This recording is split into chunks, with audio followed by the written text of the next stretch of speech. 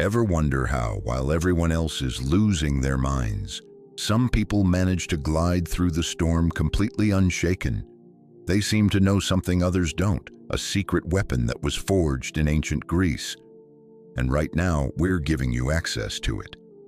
6 Stoic strategies to take control of your life during times of chaos, because we all know what it's like when life feels like it's at its absolute worst. Deadlines are shouting at you from your laptop screen. Your phone won't stop buzzing with notifications. People who rely on you or pay you are demanding answers. The pressure can build until it feels like you're ready to explode. But what if I told you there's a way to hit the reset button? There is, and it's a simple, powerful technique first mastered by the ancient Stoics. 1. The 5 Senses Sanity Check. Our first technique is just 7 words long. You have to focus on the present. To regain your control, you need to ground yourself in the here and now. It might sound simple, but when applied correctly, it's incredibly powerful. Rather than explain it in theory, let's do it together. This is the 5 Senses Sanity Check. Take the next minute, just one, and set it aside. Start by taking a deep breath. Now ask yourself, what are 5 things you can see right now? Really look, notice the texture, the colors, the way the light hits them. Next, what are 4 things you can touch with your hand at this moment? Reach out, feel the ground, the grass, your skin. Now, what are 3 things you can hear?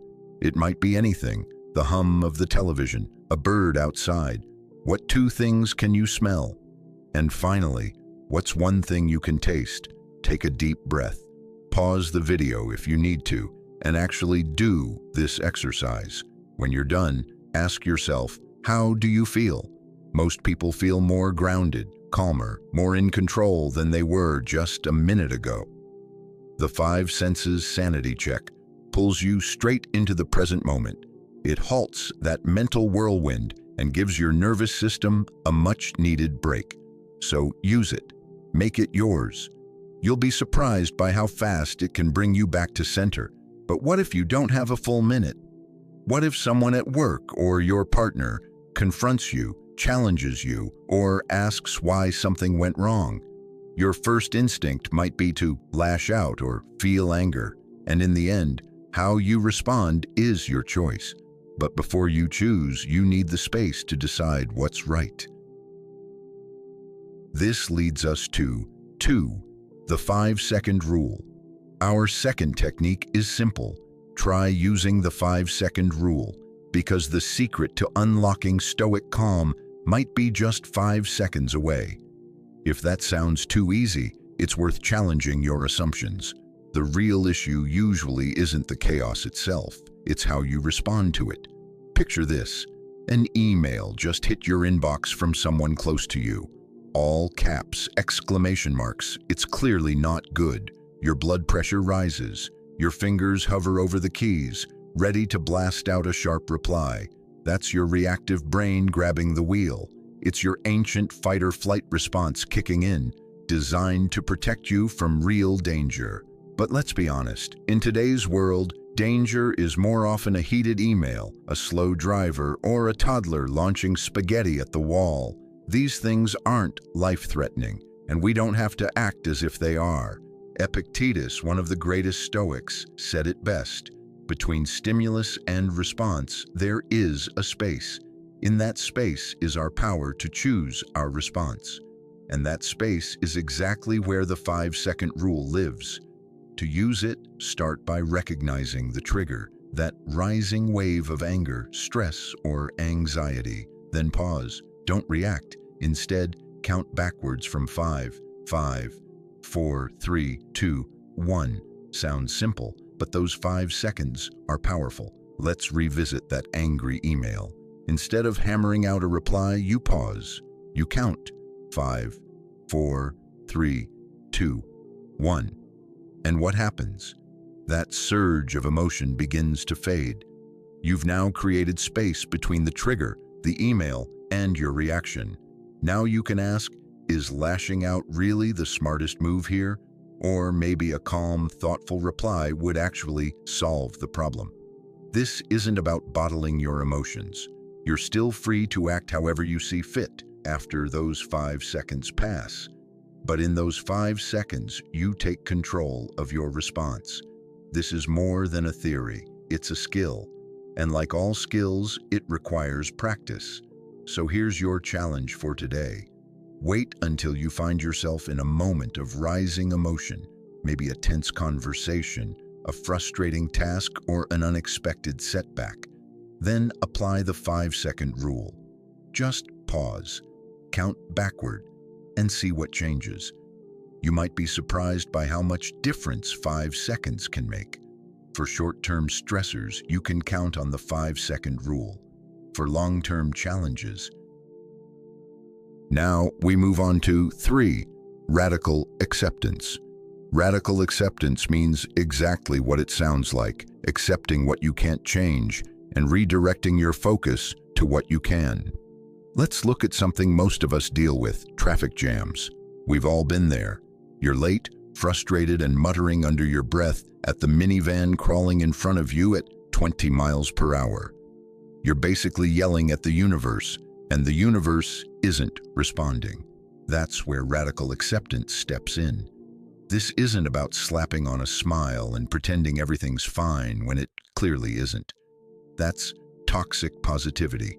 What we're talking about is far more powerful. It's about recognizing reality for what it is, not what you wish it was. We start with, it is what it is. Then we ask, what now? Accepting it is what it is the first step, the blunt, honest truth. The traffic jam is real. Your flight is delayed. Your presentation is rough, and you still have to deliver it. You can't run from these things. So stop raging at the situation and start deciding what now. Because here's the real insight. Acceptance doesn't make you powerless. It actually gives you power by freeing up the energy you've been wasting on denial, frustration, or resistance. That traffic jam. You can't clear the road, but you can call ahead to let someone know you'll be late. You can play music, dive into an audiobook, or let your mind wander productively. You can also apply what we call the choice matrix. Picture a large box divided into 3 parts. Things I control, things I can influence, things I have no control over. Most of what stresses us out lies solidly in that third box. Things we can't touch. The weather, other people's opinions, the past.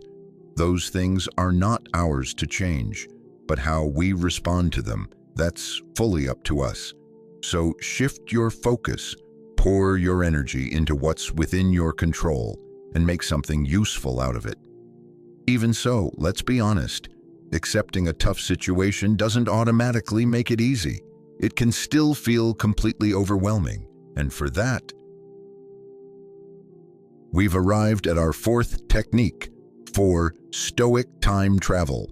This one's called Stoic Time Travel, a method for easing stress by viewing today's struggles through the lens of impermanence. You can apply this technique to situations like losing a client, hearing criticism from someone you respect, or reading a harsh review of something you poured your heart into. In the moment, it feels crushing, like your world is falling apart. But here's the truth, it isn't the end. That's where Stoic Time Travel steps in. It's rooted in one simple truth. Everything changes. The Greek philosopher Heraclitus said it best, everything flows. The difficult moments you're facing now, they will pass. So how do we practice this? Start by closing your eyes. Picture the client you lost. Now, fast forward 1 month into the future. Are you still thinking about it constantly? Probably not. Chances are you've either picked up a new client, grown from the experience, or shifted your focus to new challenges. Now go further. Imagine it's a year later. Is that moment still haunting you? Very unlikely. 5 years from now, it'll be a faint memory, a minor blip in the broader story of your life. But maybe you're thinking, this situation is different. This one feels like it left a permanent scar. We understand. We've all felt that way, but the reality is it's probably just a rough stretch. It feels endless, but it won't last forever. That's the power of impermanence. It reminds us that no matter how dark the storm, the sun eventually breaks through. So the next time you find yourself overwhelmed and caught in the moment, repeat this to yourself. This too shall pass. Let that be your Stoic superpower, because knowing that hard times are temporary gives you strength. Still, even with that knowledge, the sting of a bad moment can linger. So how do we lessen that pain? Make those emotional hits hurt a little less. For that, now let's bring in our fifth technique. 5. The art of non-attachment. You can find true freedom when you learn to appreciate things without tying your happiness to them. This is where Stoicism takes an unexpected turn and even starts to feel a bit counterintuitive. We're constantly encouraged to chase dreams, hold tight to opportunities, and cling to the people and things we love. But what if that very grip is what's actually causing us pain? We've been taught to believe our happiness depends on external conditions, but it doesn't. That's the essence of non-attachment, recognizing the difference between appreciating and depending. It's not about not caring. It's not about rejecting joy or avoiding love. It's about understanding that your peace of mind shouldn't rise or fall based on whether everything goes according to plan. So how do you start practicing this? Try something we call the gratitude and detachment exercise. Start by listing 5 things in your life that you're truly grateful for right now. Maybe it's your health, a close relationship, your home, your work, even something simple like a warm cup of coffee. Really feel that gratitude. Let it sink in. Now comes the challenging part. One by one, imagine what it would feel like to lose each of those things. What if you fell ill? What if someone you love passed away? What if you lost your job or your home? Yes, it sounds dark, but stay with it. As you walk through these mental scenarios, don't dwell in sadness. Instead, ask yourself, could I still find peace? Could I still find meaning even without this? Remind yourself of your own strength. You are capable. You are resilient. Even in the face of loss, you still have the power to experience joy and purpose. Think of Epictetus, once a slave, yet profoundly free within himself. Or Nelson Mandela, who after decades in prison, still emerged with grace and inner resolve. If they could find peace within, so can we. Picture a kite straining at its string. The tighter you hold it, the more it fights. But if you ease your grip just a little, that same kite begins to rise. We are like that. When we let go of our emotional grip, when we release the need to control everything, our spirit lifts too. And that's only the beginning. To prepare yourself even further, let's dive into our 6th and final technique. 6. Stoic Mental Armor. Use the power of your mind to forge your own inner armor. Stoic Mental Armor. Picture this. You're hit with wave after wave of bad news. A crucial deal collapses. Your most important relationship starts to unravel. It feels like a punch straight to the chest. But here's the thing. Life hits hard sometimes. That's just reality. The real difference between those who survive and those who thrive isn't about if they get hit. It's about how they take the hit. That's why the Stoics put so much emphasis on inner resilience, grit, and cultivating a steady, unshakable core. The amazing part? That same ability to build that armor lives within you. The Stoics understood something timeless and vital. You can't control what happens to you, but you absolutely control how you respond. Let me say that again. You control your response. Think about it. Before an important presentation, you rehearse. You anticipate the tough questions. You prepare for curveballs. Why not do the same for life itself? Let's walk through how to apply these strategies in real life. Case study: athletic injury. Imagine you're staring down several months of recovery after a serious injury. Maybe it was a torn ACL or simply a bad fall. It happens, especially as we get older. Here's how to use each Stoic technique, not just to survive the experience, but to emerge from it stronger. Start with the 5 Senses Sanity Check. After an injury, many of us become disconnected from our bodies. We live mostly in our minds. So do the opposite. Bring your attention back into your physical self. If a basic task suddenly feels frustrating or painful, pause. Ground yourself in the now. Identify 5 things you can see, 4 you can touch, 3 things you hear, 2 distinct smells, and 1 taste. The effect? That immediate wave of frustration starts to ease. You regain composure and face the situation with clearer thinking. Next, try the 5-second rule. Injuries can make you quicker to anger, especially when you're not able to do things you once took for granted.